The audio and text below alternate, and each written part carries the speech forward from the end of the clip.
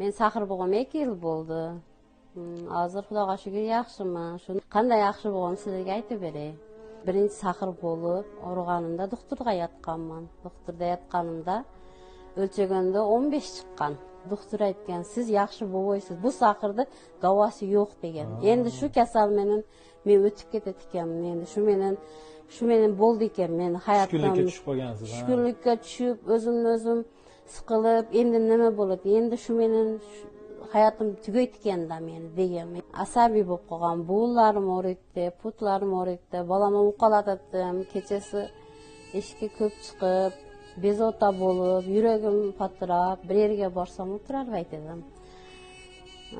Ko'pchilikni xohlamay qolganman. Bolalarim ham asabiylashib, baqirib, urushib, ularni ham shunaqa bo'lib qoldi. Meni o'rtog'im shu tavsiya qildi.